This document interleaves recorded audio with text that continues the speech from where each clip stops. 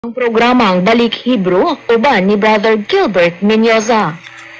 Sinig ang 8, 1, 9, DXUM, News and Public Affairs. Sa Davao City, 8, 1, 9, DXUM. At oras alas 12:30.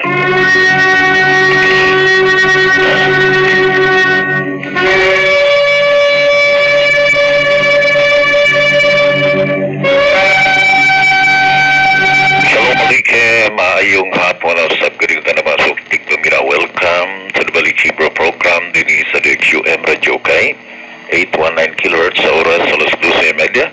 Ang kadalauna sa hapon Lunes ang sa adlawng Sabado kini si Mori Azaria Gilbert Menyoza uban Spigas Lawak Engineer Julius Luzon Roy Johnson ang station manager magatimbaya kaning tanan 0929 311-3484 kay igsonan ka ninyong butang appeals to online classes. Ang atong online classes kitigayon matag Miyerkules sa gabi o alas 7 o ingon man sa Sabado sa gabi sa alas 7. Baro ka siya no, sa atong mga joiners nga diin na dasig kanunay nga makik tuon no uban kanato sa through online and baro ka siya for that. Og karong paabot nga Domingo it's 14 doon na kita summit sa Jerusalem online summit together with different rabbis nga mag-isgot may tungod sa Rosh Hashanah. Ang Rosh Hashanah ay pagayon karong September 22 sa 22 sa gabi. Therefore napit sa 19 sa buntag sa iyo alas 5 mo pahigayon kita sa silikot recitation o ang ginawahag bisan ka mo distansyado o naamoy willingness and intention to participate, just do it. Okay, salamat. Now, ang ato ang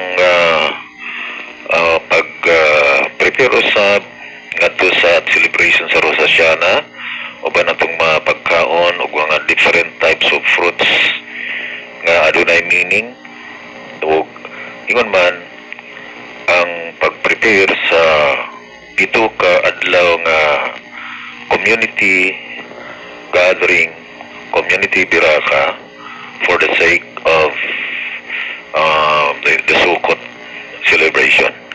Okay, daghang salamat. Mga kaigsunan, kini kayong bulana nakafocus, nakapunting ang mga mensahe sa tibuok kalibutan may tungod sa isyu ba kining pagbalik or return. So most commonly it is translated as repentance, but then sukway siya sa ato ang kahulugan kanang pagkinulsol kay ngayon pagkinulsol mura ka gabakho mura ka nasupo anong gihimo nimo to o mihimo ka og saad o resolution nga di na nimo himo ang pag-usap. Mga kaigsuunan, ang tissue budget sa root niya nga show, that means return. Tungod kay ang tao kung magpakasala nitalikod sa Creator. Isaiah 59:2, your sins and your iniquities have separated you from Elohim. So ang sala sa tao mao makasiparate og tungod diha na kay dunay instantaneous nga pagtalikod sa tao. Ang tissue ba mausab ang reverse, and that is returning, ang pagbalik.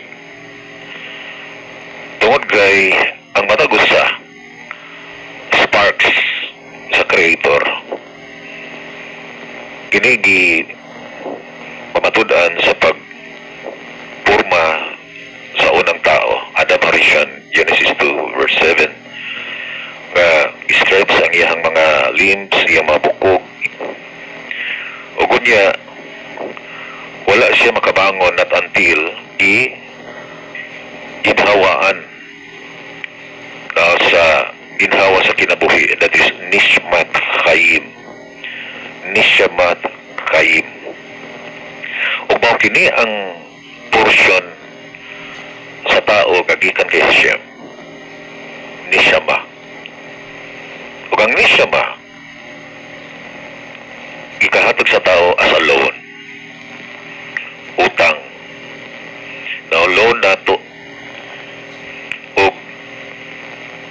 wabot ang panahon na paninglan ta sa atong loan, nasayod ka man, nakabalo ka or wala, whether with or without your knowledge, kuhaon pagbalik, maningil na maningil ang creator. That means iya lang ning gipahulam nato na diin doon ang expectation nga ampingan nato. O ito sa kanta sa Nishama, kinabuhing hinulaban ampingan ta. Tungod kay dili atua, interest lang ni nato kay Hashem na siya. Mayroong nga mabalik sa iya.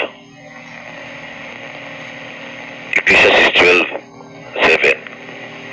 Remember the 5 levels of the soul. Dunay Nefes, Ruach, Nishama, Kaya, and Yakida. Kining Nefesh and then Kaya and Nishama, Genesis 2:7 pa lang naa siya nga pulong. Nefesh Kaya, that is living soul, and then Nishamat Kayim. So tulo ka pulong na connected sa level of the soul. And then in Ecclesiastes 12:7, the dust will go back to the ground and the Ruach will return to Hashem, the source of it. So, makita nato na ang kaupat nga level sa soul mao ang Ruach, which is sometimes translated as wind, air, or spirit. Okay? And then the level of Kaya, pag kini makita sa Genesis 2:7. And then Yakida, sa Psalms 22:21. Yakida. Makita nato nga si King David, iyang gitawag ang iyang kaugalingon nga kalagog Yakida. And according to the sages, Yakida is the highest level of the soul, that is being one with the Creator Himself. So, ang atuang Nishama mao ang pabuhi sa atuang lawas, animating our body.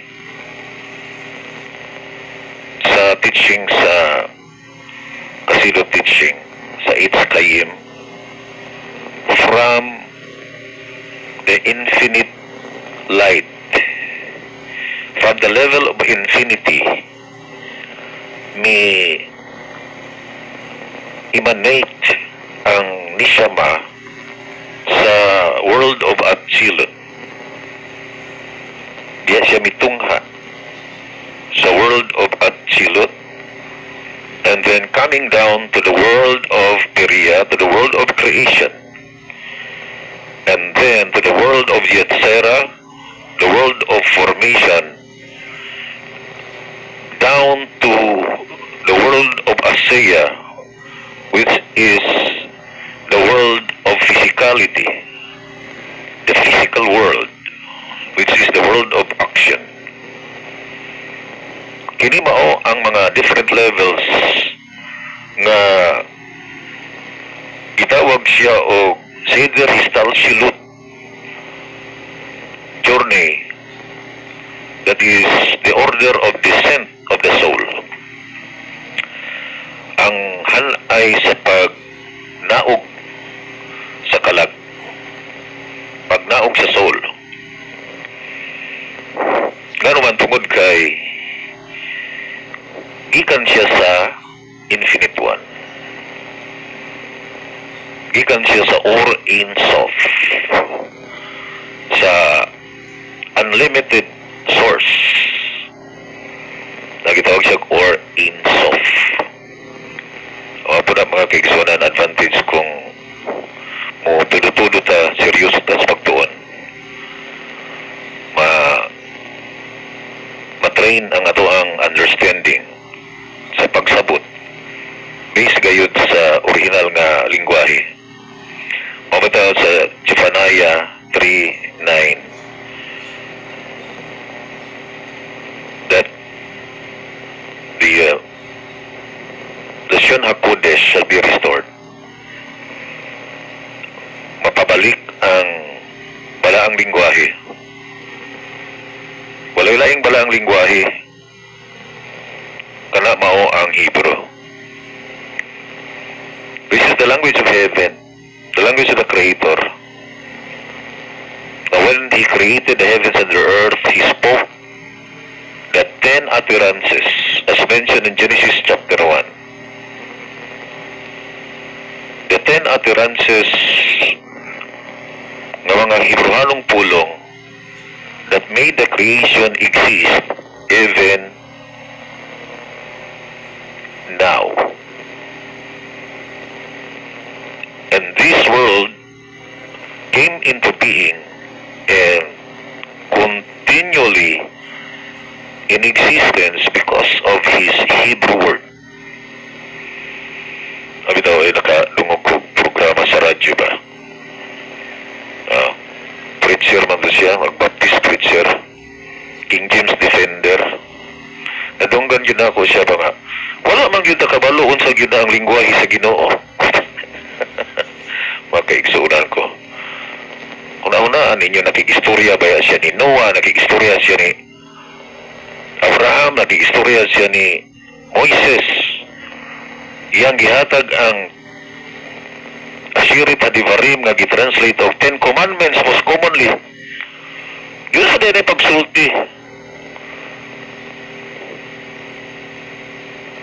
Ang language sa kalangitan mao ang gigamit sa paglitok niya. Mao na mga kaigsunan. Isod lagi kaayo ba? Nga, ganito mga istorya bitaw tagdilitin o mga istorya o mga baka. Maabot lang po yung panahon nga ma-expose siya. Sa bagay, biktima na po. Napares na ako. I've been victimized. Graduate ko sa Bible Seminary. Yes, of course. Kung baga, walay option. Nangita kang tinuod. Then, study ko Griego, study ko Hebrew, study ko Latin. Pagkigsunan ko, pasang ko mayuga sa Hebrew. Ano man, tungod kay Hebrew man jud ang kasulatan. Diya kay nagtuod ta sa kasulatan ng Hebrewanon. Wala tay choice. Gawa sa pagsulod sa level sa Hebrew understanding. In Baruch Hashem, sugod ta sa Shalom. And then, sugod ta sa Ruach HaKodesh, sugod ta sa Torah, sugod ta ana. And then, matrain ang imong kaugalingon sa pagsabot, what is Torah, what is Shalom, what is Ruach HaKodesh. Then on and on. Your soul is elevated now. Na-elevate ang imong soul. Huwag bulahan ka. Kaya ikaw ni-accept nga Hebrew jud ay ang lingwahe, dapat i-accept man gud muna kay para nang magawaling nga wala siya kabalo, wala na siya ni-accept nga Hebrew. Kung baga murag nag-sour grapes pa na siya nga kung Hebrew ang original nga pulo, mali din ning ako. Nag-sour grapes na siya eh. Iyahan na lang gikulong na iyang kaugalingon nga para di lang siya kasabot. Sa bagay, manggialamon ng mga tao ron. Mabitaw na ang ingon nga, ano ba kay perfect Bible ni King Jesus? Wala na yung palitan na. Sulay daw ninyo, butang demokratul diha. Iningon mga King James, perfect Bible. Dili mo, apil mo ani ko, mauni ang perfect Bible. Tanawa daw kung unsa action sa bisag sa taga Davao. Yung mga tao, educated na. Educated ang mga tao. Kung baga, ang level sa atong nisyama na elevate gikan sa level 0 or 1, kung wala may 0 level, direct na sa 1, na-elevate ka nga to sa level 5, level 6. Ano man, tungod kay truth liberates. That's why, according to Rabbi Yeshua ben Levi, when the Torah was revealed, the term engrave in Hebrew is charut. That is the engraving of the tablet of stones. Lochot ha'even. Don't read it charut, but chirut, because chirut means freedom or liberty. Ang Torah naghatag og liberty. Ang Torah naghatag og freedom. Makagawas ka gikan sa mga dili tinuod, makagawas ka sa pagtuho ng mga bakak, mga tumutumo nga mga istorya, mga fabricated nga mga istorya, inventos sa mga founder sa mga religions. And you are now set free. Kagawas ka. Why? Because the Torah liberates. Because the Torah is emet. The Torah is truth. Kung ang bato mahulog na siya pababa, kung itsa nimo, san asa ka, ito ka ba og Amerika, ito ka ba og Australia or Middle East, tungod kay ang reality mao nga dunay law of gravity which is parallel. Naa aning lugara na ito speakers sa nasa ka mo adto, tungod kay law na siya, inana ang Torah. For example, law of marriage. Gamdong ko ba itong nagseminar mi sa Krasam, kinibang mga lisensyado ba nga mukasal na ay ni question isa, sir, sa maning problema na ko ba na kasal nga foreigner o niya pag-abot dito sa Mexico, wala man dawata ang marriage contract, sir, so ulitaw nagyapon siya dito, mauna mga kaiksunan. Ang law of marriage dapat i-acknowledge sa tao nga kini siya, it is the law given by the Creator Himself. It is not the law of the land. Dili siya balaod sa Pilipinas. Problema kaya ang marriage contract sa Pilipinas, dili na lang respetuhan dito. Pero kung kabalo ang tao nga kini siya must be honored, must be respected because this is designed by the Creator of the heavens and the earth. Therefore, bisan asa siya mo adto, ang kuno niya, minyo siya. Sama nimo. Minyo ka diri. Yes, of course, mato ka sa lahing nasod. Tigid di mo na malimod nga minyo ka. Bisan pa man gani, dili ka mo acknowledge sa Creator nga magbubuhat.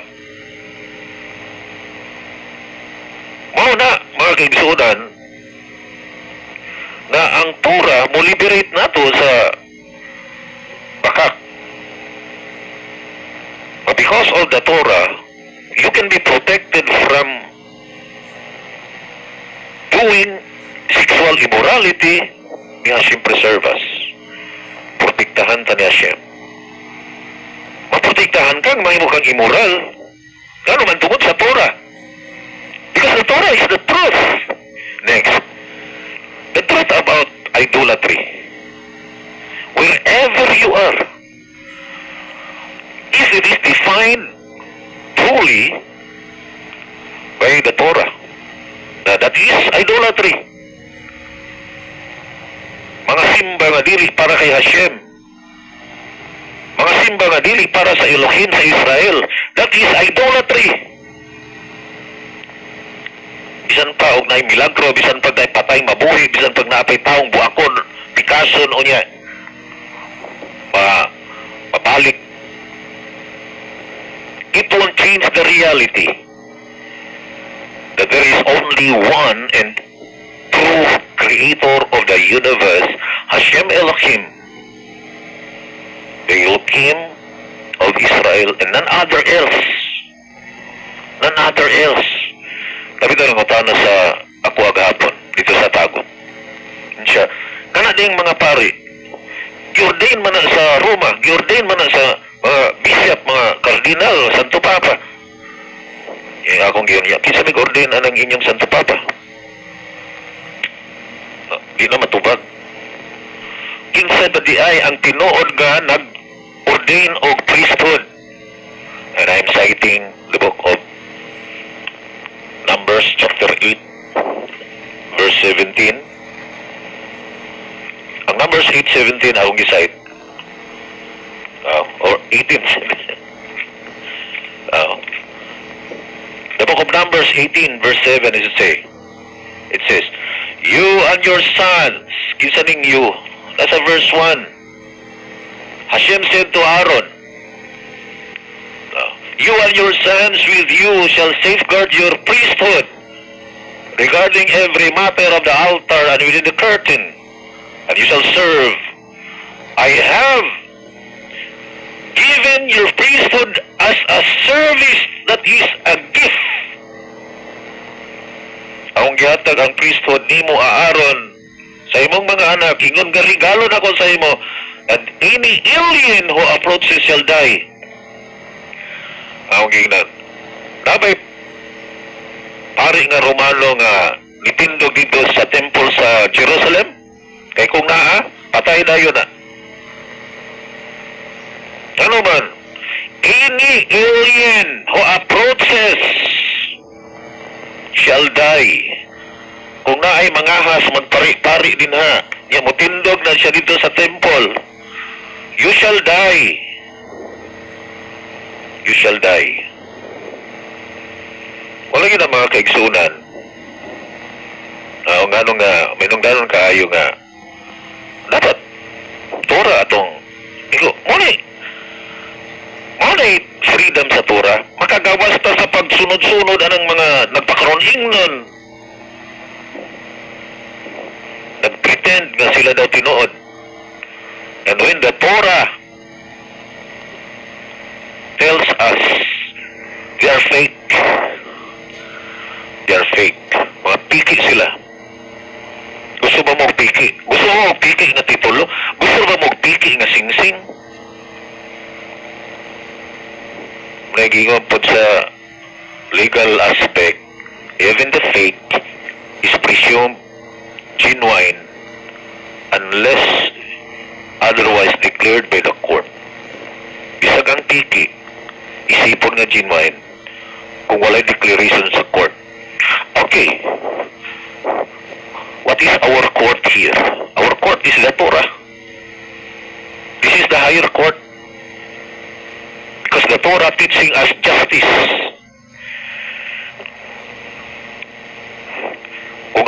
mao ang nagtudlo. Wala tayo mahimo. Ano man, bangkaon mo ang kalangitan.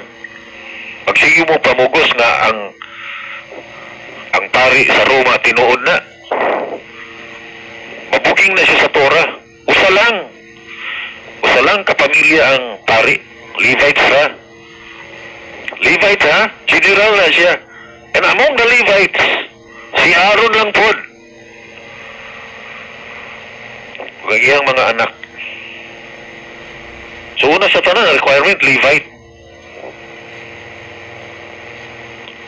Anak ni Levi, anak ni Jacob. Okay, sunan. We are talking about truth.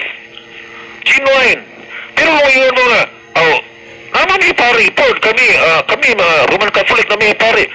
Okay. Roman Catholic, it's not genuine priest. Because if you talk about genuine priest, there is only one genuine priest, and that is Aaron and his sons. Numbers 18, verse 7. And then, si Phinehas, nga apo ni Aaron, mauni ang gisulti ni Hashem sa iyaha. Chapter 25, verse 13. Kasi gisulti ni Hashem kang Phinehas. Hashem said, and it shall be for him and his descendants after him, his sons, his offspring after him, a covenant of eternal priesthood. Usa lang ka panimalay ang gisaaran o priesthood nga eternal. That means, in the Messianic era, naipari, mga kaigsunan. Sa time sa Messiah, mag-rule siya diri na ay priest. O ang priest walay lain, kundili ang kaliwat ni Aaron. Sila si Phinehas. Because it's Hashem who said, your priesthood is meant for eternity. So, kinsay ga-ordain? Si Hashem, ang kalangitan. Kanang mga pari, anong bang religion? Si ga-ordain, ana. Ilang iskwilahan. By the way, unsa man ang ordain? No? In Hebrew, that is samach. Ugunang higayon na gigamit ang word samach. Samako. Mao ang kamot ni Moises na iyahang gitapion ngadto kang Joshua. So ang ordination gikan sa mga propeta, gikan kay Hashem pasa sa mga propeta. Ya si Moshe Rabbeinu mao ang father of all the prophets. Siya ang amahan sa tanang mga propeta. Muna mga kaigsunan, daw nga truth liberates. Ang kamatuoran mo pahigawas. Di ba ka gusto malaglag? Gusto mo ka maluwas atong kalag? Mamahawa ta ng di tinuod. Mamahawa ta. Samtang sayo pa. It's time na kita tag tinuod. Wala yung tinuod, Torah lang. Wala kita oras mga kaigsunan. Kaninyo mapil sa itong Torah discussions, atong Torah classes sa online. Matag Miyerkules gabi sa alas 7 o sa Sabados gabi sa alas 7. Kung kalimot karong muabot nga Domingo doon na kita is online summit sa Jerusalem. O sa 22 atong Rosh Hashanah, and then sa 19 sa buntag sa iyo magsugod ang Silikot Biraka. Sa ngalan sa partner sa Pikas Lawak Engineer Julius Luzon Roy Johnson, the station manager, kini si Mori Azaria, Gilbert Pinyo sa magandang tanan sa Loma Lakes and Lilitan.